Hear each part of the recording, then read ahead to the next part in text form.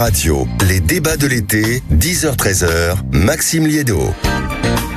0826 300 300, midi 30, 13h, et ça jusqu'à la fin de l'été, c'est la France au bout du fil. Vous nous appelez, vous réagissez, vous nous interpellez, notamment pour la suite des débats intéressants. Donc la suite des débats qui vous ont, qui vous ont titillé finalement entre 10h30 et midi, notamment sur les différents sujets dans l'actualité qu'on a pris le temps d'évoquer, avec cette Assemblée nationale qui a repoussé la perpétuité pour viol en série sur mineurs de moins de 15 ans. Alors ça a été plus qu'une surprise, et j'aimerais vous faire entendre l'angle qu'on avait choisi pour le débat avec un député, Éric Coquerel, député de la France Insoumise, qui sur un plateau télé, notamment sur BFM TV, a, lâché quelques mots sur ces personnes, ces pédocriminels en série qui ne seraient pas forcément incurables. Est-ce que sa sortie était choquante? Je vous laisse écouter et vous nous passez un coup de fil au 0826 300 300. Écoutez, quelqu'un qui viole un bébé, qui viole plusieurs bébés, on va peut-être comprendre qu'à un moment donné, la problématique est telle que s'il le fait, c'est pas le fait que il risquera la perpétuité qui va l'empêcher de le faire. D'accord ? Voilà, c'est ça la question.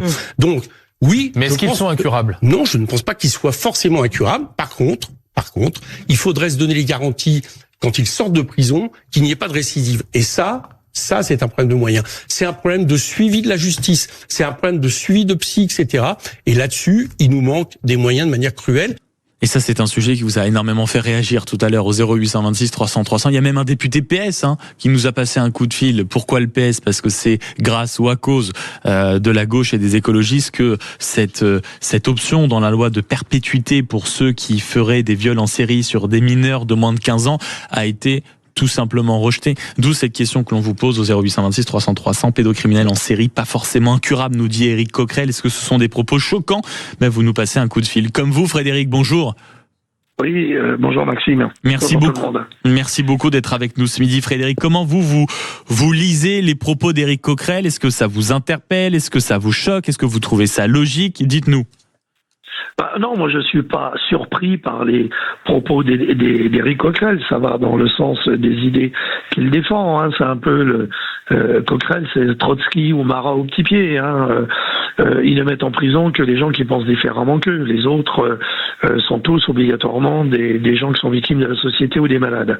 Le pédophile, si on parle des pédophiles qui violent des enfants, qui tuent des enfants, leur place elle est quand même dans un lieu sûr. Donc, on a créé les prisons pour ça, de manière à ce que la société, les honnêtes citoyens, les enfants qui jouent dans la rue, qui jouent dans les parcs, soient protégés de ces gens-là. Alors, Monsieur Coquerel, il dit il faut les soigner, les réinsérer. Mais la prison n'empêche pas le soin. On n'est pas obligé d'opposer prison et soins et ensuite réinsertion. La prison, elle est là pour protéger. Pendant le temps de prison, effectivement, il faut mettre des moyens avec des professionnels, des spécialistes et essayer de les soigner, parce que je ne sais pas si ce sont des malades ou des déviants. Est-ce que la déviance est une maladie ? J'en sais rien, je suis pas un spécialiste là-dessus des maladies mentales. Mais si à un moment on se rend compte que la prison n'est plus adaptée à leur déviance, il y a des hôpitaux psychiatriques, mais des hôpitaux psychiatriques. Mais après Frédéric, si vous avez un peu d'ailleurs entendu le propos d'Éric Coquerel durant sa démonstration, il en glisse un mot. C'est derrière quand même, à un moment ou un autre, la question des moyens, que ce soit pour la prison ou les hôpitaux psychiatriques. Derrière, vous n'avez pas assez de personnel, vous n'avez pas assez de formation, vous n'avez pas assez de gens derrière qui puissent suivre. Vous avez sans doute raison, mais derrière, c'est vrai que, et ça peut rejoindre l'un des arguments d'Éric Coquerel, derrière, vous avez cette question de moyens. Oui, tout à fait. Mais Éric Coquerel fait partie de ces gens qui sont au pouvoir depuis 1980 et qui n'ont pas mis spécialement, quand ils avaient les rênes, et ils les ont en permanence d'ailleurs, n'ont pas mis spécialement de moyens. Effectivement, on a la plus grosse fonction publique, on a une fonction publique un peu pléthorique en France, et pour autant, là où on devra avoir des moyens, on ne les a pas. Et effectivement, nous n'avons pas assez de prisons adaptées, nous n'avons pas assez de gardiens, nous n'avons pas assez de spécialistes. Mais donc que je comprenne, Frédéric, dans les prisons. Que je comprenne, Frédéric, ça veut dire que même si vous êtes, on va dire en accord sur le constat du manque de moyens, derrière vous dites, oui, mais c'est toujours préférable de mettre la perpétuité et de les mettre en prison plutôt que de prendre le risque que derrière il y ait récidive massive, j'imagine. Tout à fait. C'est un choix un peu c'est un choix de société, philosophique, moral.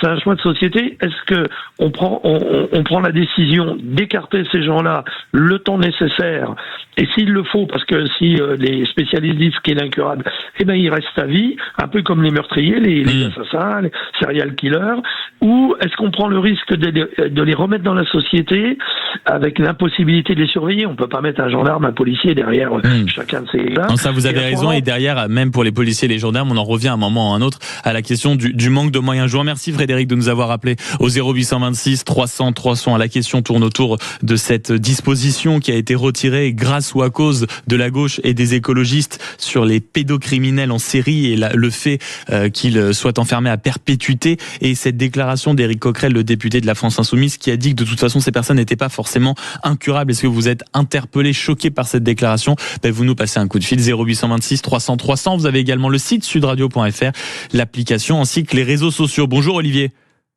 Bonjour Maxime. Comment ça va ce midi? Écoutez bien, sujet difficile. Sujet forcément difficile, c'est pour ça que je me permettais une petite prise de nouvelles pour être sûr qu'on y allait immédiatement. Ouais, on y va, on rentre dedans. Alors, je vais vous dire un truc qui me fait pas très plaisir, mais pour une fois, je suis pas complètement en désaccord avec Éric Coquerel, bien que je sois totalement en accord avec l'auditeur précédent. Alors allez-y, dessinez vos points d'accord et vos points de désaccord, alors Olivier. Alors, le constat de Coquerel, il est juste, et plus les gens penseront comme lui, mieux on aura des chances de faire passer la chose suivante. Il y a des crimes qui sont liés à la nature des gens, et il y a des crimes qui sont liés à l'opportunité. Jubilard, c'est un crime opportuniste. Une personne qui l'a horribilisé dans sa vie, il l'a tué, c'est un connard, mais il ne recommencera pas parce que le sujet est fini. Quand vous avez un crime de nature, je suis pédophile. Pédophile, pour l'instant, ça se rééduque pas, ça se gère pas bien, mais c'est une nature, donc. Dès que j'ai un pédophile dans la nature, d'ailleurs, je crois que j'ai entendu Alain Bauer en parler il y a quelque temps, en disant, donc, quand on en attrape un, il a 30, 40, 50 victimes à son actif. Ouais, c'est ça. Donc, la récidive, elle est quasi certaine, parce que c'est pas une opportunité, c'est une nature. Non, et là où vous avez raison, Olivier, c'est que tout ça se déroule quand même avec, en toile de fond, cette macabre histoire avec la jeune Liana, où on a bien vu que le profil du principal suspect, Jérôme Barella, il n'y avait pas que le drame Liana. Derrière, il y avait d'autres enfants de couples d'amis, il y avait d'autres actes, il y avait d'autres récidives, c'était monstrueux. Mais malheureusement, Maxime, c'est ce qu'a décrit Coquerel. Pourtant, je suis pas souvent d'accord avec lui. Coquerel a dit, est-ce que ça se soigne? Peut-être que ça se soigne, mais de toute façon, si on le fait en prison, un jour il sort, et qu'est-ce qui se passe? Il recommence. Mais c'est justement le but de la perpétuité qui devait être voté, Olivier. C'est là, on peut dire que si, après vous avez raison, le problème de l'affaire Liana et de l'affaire Barella, c'est qu'il n'avait pas été arrêté. Mais s'il avait été arrêté et mis en perpétuité, il y a peut-être des cas qui auraient été évités, vous voyez? Mais évidemment, moi, mon sentiment à moi, c'est que quand vous prenez un pédophile, tant que l'IA vous a pas trouvé une solution, le type, il est marqué à vie. Vous vous souvenez de la fleur de lys? Un P marqué, gravé sur le front, c'est un peu fasciste comme idée, mais savoir que quand on croise quelqu'un, non mais, savoir que quand on croise quelqu'un qui a un comportement de pédophile, on soit instantanément au courant sans qu'on ait besoin d'une tierce personne, d'un système quelconque. Non mais on sent bien que cette proposition et même la volonté, Olivier, là vous avez entièrement raison, je vous rejoins, ce besoin d'avoir accès notamment aux fichiers des pédocriminels, on le voit dans certaines professions, on le voit notamment pour les maires qui demandent quand ils sont interrogés sur la sécurité, à savoir quand des pédocriminels arrivent dans leur ville, et vous avez raison sur leur identification, peut-être éviter de passer par un système, par une tierce personne. Alors comment faudrait-il faire? Certainement pas à coup de fer à souder sur le front, ça c'est une évidence. Mais en effet, la question que vous évoquez de manière beaucoup plus large est actuellement au cœur de toutes les préoccupations politiques. Je vous remercie de m'avoir passé un coup de fil, Olivier, sur Sud Radio 0826 300 300. Dans un instant, on poursuit la conversation sur ce sujet. Vous êtes excessivement nombreux à réagir. Des propos d'Éric Coquerel, député de France Insoumise, alors que l'Assemblée nationale avait rejeté l'idée d'une perpétuité pour les auteurs de viols en série sur les mineurs de moins de 15 ans. Lui, il s'est justifié en disant de toute façon, ils ne sont pas forcément incurables. Il faut que la prison réinsère, il faut que la prison soigne. Oui, mais on n'en est pas jusque-là. 0826 300 300, la conversation se poursuit. À tout de suite sur Sud Radio. 10h-13h, Maxime Liédo.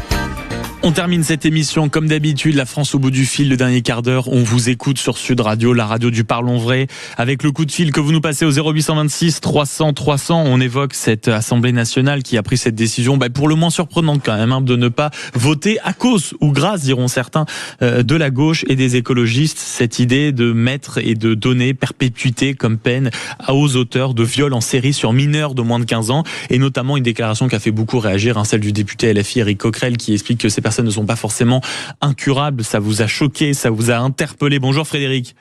Bonjour, merci de me prendre l'antenne. Oui, avec grand plaisir Frédéric, dites-nous tout. Vous savez, je peux pas parler trop parce que le cœur il viendrait, j'ai eu 3 enfants. Mais comment vous dire, c'est impensable d'entendre ça aussi. Et bon, ces pédophiles comment dire, sont des monstres, ces gens-là. Qu'est-ce que vous voulez ? On peut pas laisser ces gens-là en liberté. Ce n'est pas possible. Vous vous rendez compte ? C'est innommable. C'est quelque chose. Qu'est-ce qui vous a interpellé ? Je veux pas vous faire tomber dans la petite phrase ou dans l'excès de colère, Frédéric. Mais c'est quoi ? C'est le côté politicien, c'est le côté un peu dédaigneux, c'est quoi ? Bien entendu, les gens de LFI, tout est bon, tout, vous savez, ils sont en destruction, ils sont avec leur grand prêtre Mélenchon dans une démarche révolutionnaire de changement de société, de l'homme nouveau. Enfin, j'en passais des meilleurs, on a connu ça à plusieurs reprises, on a vu ce que ça a donné. Donc tout est bon pour être pour casser. Bon, donc alors bien sûr que Coquerel il va traumatiser, il va balancer ça lui permet d'exister parce que dans son propre parti il est peut-être pas ce qu'il voudrait être. Donc on joue. Alors le pire c'est que voilà des politiqueurs qui vont jouer avec des drames parce que c'est terrible ces choses qui arrivent et tout ça ils en servent dans un fond politique. C'est lamentable. Franchement je vous dis moi je me mets à la place des parents des victimes et tout ça. C'est quelque chose de voir un type comme ça sortir je sais pas, on se tait dans ce cas-là, mais franchement c'est innommable. Et moi je vous dirai une chose, tous ces pédophiles, tout ça, quand ils sont incarcérés, qu'on les laisse avec les incarcérés de droit commun. Et vous verrez.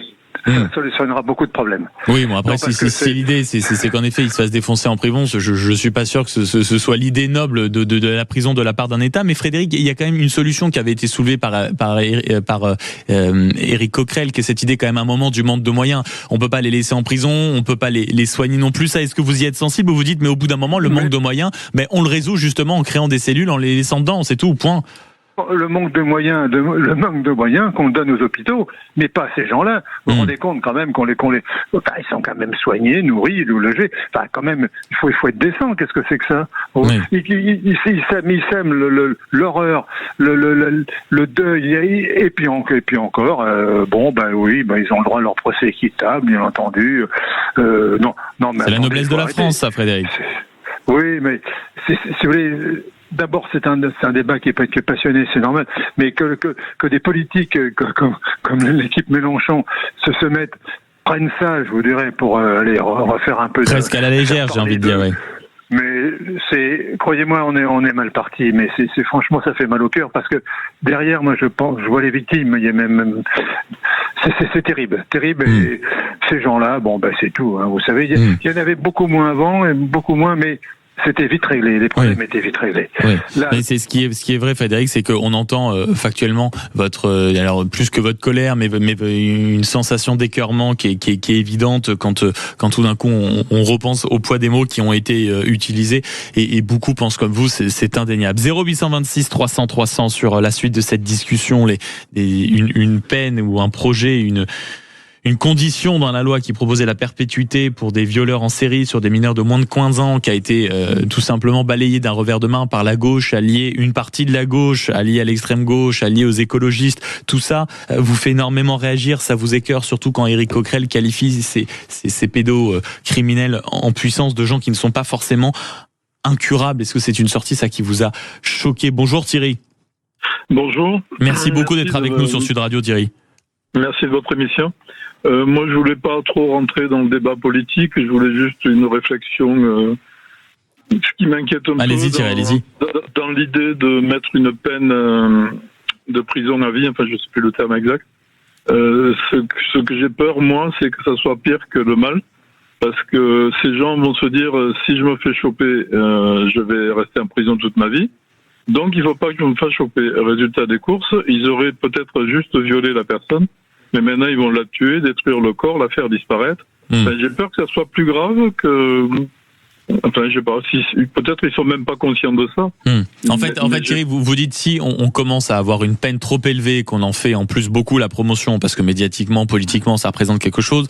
Derrière, vous craignez que ceux aujourd'hui que ceux qui soient à l'origine de ces monstruosités redoublent d'ingéniosité, voire de cruauté pour faire en sorte qu'on ne les retrouve jamais. J'ai peur qu'ils passent de violeurs à criminels. À meurtrier, quoi. C'est ça qui m'inquiète un peu, quoi. Vous pensez que il y a une affaire qui m'avait choqué à l'époque et qui avait fait beaucoup de bruit. Je crois que c'était à Chambon-sur-Lignon. Et je sais pas pourquoi celle-là, plus qu'une autre, mais ça avait touché. Et un jeune ado avait violé une fille qui était en foyer d'accueil comme lui. Et il l'avait tuée et après il l'avait fait brûler pour pas qu'on la retrouve. Et j'ai peur qu'on arrive à ce genre d'extrémité, quoi, avec enfin, voilà, c'est une peur que j'ai. Non, mais vous avez eu raison de la témoigner parce qu'elle peut exister. Peut-être que parmi tous ceux qui nous écoutent actuellement, Thierry, elle est partagée et elle est plus que entendue et réfléchie, cette peur. Merci beaucoup de nous avoir passé un coup de fil. 0828 300 0826 300 300. Pourquoi 0828 pas encore? 0826 300 300. Bonjour Michel. Oui, bonjour. Merci beaucoup d'être avec nous ce midi, Michel. Comment vous regardez le débat là qui nous a tenus ce matin et qui nous tient depuis midi et demi? Pour moi, il y a un principe très simple. On peut recevoir les arguments des personnes qui sont intervenues jusque-là, c'est-à-dire je crois que les violeurs qui passent criminels n'ont pas besoin de la peur de prendre la perpétuité pour commettre des crimes, des meurtres. Donc pour moi, la chose est très simple en fait, c'est que au nom de quoi on peut risquer de considérer que la pédophilie, la pédocriminalité peut être curable, c'est-à-dire au nom de quoi? C'est-à-dire au nom de la, on aurait une certaine, je sais pas, une pitié pour les personnes qui violent et qui tuent au détriment des victimes. Enfin, je veux dire, là, pour moi, vous dites, Michel, si j'essaye de reformuler votre pensée et de la rendre peut-être un peu plus nette en quelques mots, c'est de dire, en réalité, il ne faut pas aller dans le sens de Coquerel parce que ce serait déjà prendre un risque trop important de considérer qu'on peut les soigner. Comme ce n'est pas sûr, c'est beaucoup trop important de prendre ce pari-là, c'est ça? Mais absolument, c'est-à-dire qu'on me donne une thérapie pour soigner la pédophilie. Et tant qu'elle n'est pas prouvée ou tant qu'il n'y a pas des traitements qui marchent à 100%, vous dites c'est l'enfermement. Ben oui, est-ce qu'on peut prendre le risque de laisser sortir quelqu'un qui peut très bien simuler qu'il est guéri pour même, je veux dire, les psychiatres ne sont pas infaillibles. Oui, même pour prendre le risque, une fois sorti éventuellement, ce soit donc un futur suspect, peut-être même un futur coupable. Vous avez raison de soulever ce point, Michel. Merci beaucoup de nous avoir passé un coup de fil et on conclut la conversation avec vous, Marie-Claire. Bonjour. Bonjour, vous m'entendez? Mais je vous entends parfaitement, Marie-Claire. Alors, moi, je dis déjà, je nous interroge sur le rôle de la prison. À quoi sert-elle? Elle sert à punir le crime, premièrement, et deuxièmement, elle sert à protéger les autres citoyens. Donc, si on laisse sortir ces gens-là, quand ils ont purgé leur peine, peu importe laquelle, ils vont recommencer. Et puis, Monsieur Coquerel, il est médecin, il sait si les gens sont curables ou incurables. Ça vous a énervé plus que choqué, j'ai l'impression, Marie-Claire. Moi, ça m'a énervé que des politiques prennent des décisions qui concernent l'ensemble des citoyens. Au nom de quoi? Il n'est pas médecin, Monsieur Coquerel. Faudrait déjà demander à des réels médecins. Même les médecins psychiatres qui interviennent pendant la justice, pendant les procès, des fois se trompent. Oui. Donc vous dites, le politique reste à sa place, les médecins font le reste et en attendant, perpétuité. Pour l'instant, on n'a pas de solution autre. Je ne dis pas que ça sera pérenne. Mais puisque la justice et la prison n'a pas de moyens... Mais on fait avec les moyens du bord, et les moyens du bord, ça s'appelle la perpétuité. On vous a bien compris, Marie-Claire. Merci beaucoup de nous avoir appelé au 0826 300 300, et je vous souhaite un bel appétit si c'est pas déjà le cas, ou en tout cas une très belle après-midi à l'écoute de Sud Radio. Il est 12h55, et vous le savez, après l'actualité, après les débats, après les conversations, les invités intenses, on prend une grande bouffée d'air frais. On va du côté d'Avignon pour retrouver la culture. Bonjour Christophe Meillan. Bonjour Maxime, comment allez-vous ? Mais écoutez, merveilleusement bien. On est lundi, je vous aperçois avec le bruit des cigales. Il suffit, j'ai presque l'impression de sentir d'ici un peu de lavande. Il fait beau, il fait chaud, et j'ai la semaine avec vous à Avignon. On sent pas que la lavande ici, croyez-moi, dans les rues d'Avignon. Ils sont très nombreux, donc non, c'est formidable. C'est la dernière semaine, dernière ligne droite, les 60 ans du festival. Je conseille à tous les auditeurs de Sud Radio, s'ils en ont la possibilité, de venir nous rejoindre. Et aujourd'hui, casting encore une nouvelle fois de rêve, les Chevaliers du Fiel, Samuel Certenay, Guillaume Santou. Rien que ça sera dans quelques minutes. Et bien voilà, sur Sud Radio, 13h-14h, jusqu'à la fin du festival. On vous retrouve, Christophe Meillan. Très belle émission. Merci à toutes les équipes. Merci à tous de nous avoir suivi de 10h à 13h. Je vous souhaite une belle après-midi à l'écoute de Sud Radio, et moi je vous retrouve dès demain 10h. Sud Radio.